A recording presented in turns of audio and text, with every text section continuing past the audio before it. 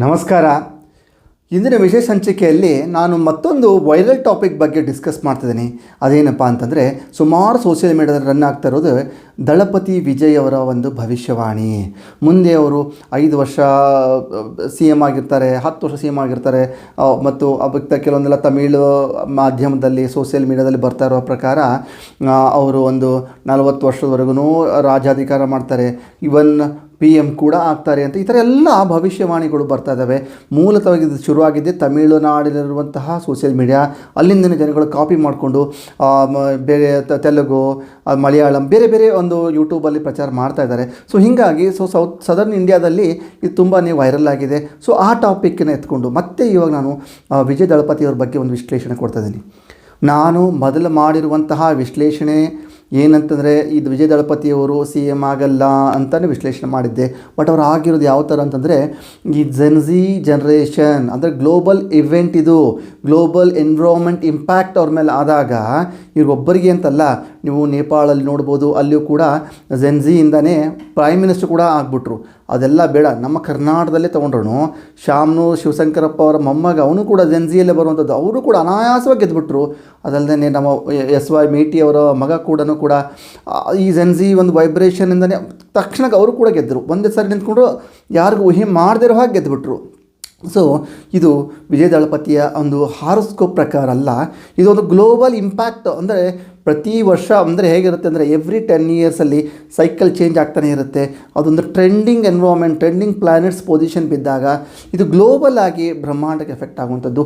ಇದು ಲೈಫ್ ಲಾಂಗಲ್ಲಿರಲ್ಲ, ಎಲ್ಲಿವರೆಗೂ ಆ ಗ್ರಹದ ಎಫೆಕ್ಟ್ ಇರುತ್ತೋ ಅಲ್ಲಿವರೆಗೂ ಈ ಥರ ಎಫೆಕ್ಟ್ ಇರುವಂಥ ಸಾಧ್ಯತೆ ಇದೆ.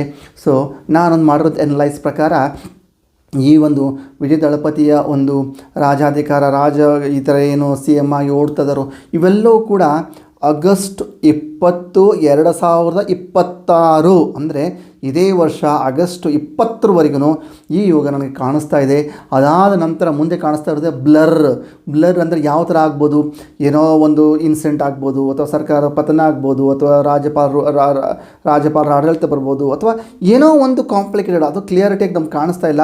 2027 ಆಗಸ್ಟ್ 20 ನಂತರ ನಮಗೆ ಅದು ಕ್ಲಾರಿಟಿ ಗೊತ್ತಾಗುತ್ತೆ. ಸೊ ನಾನು ಒಂದು ಖಚಿತ ಹೇಳ್ಬೋದು, 2026 ಇದೇ ವರ್ಷ ಆಗಸ್ಟ್ 20ರವರೆಗೂ ಅವ್ರ ರಾಜಭಾರ ಇರುತ್ತೆ ಅಂತ ಹೇಳ್ಬೋದು.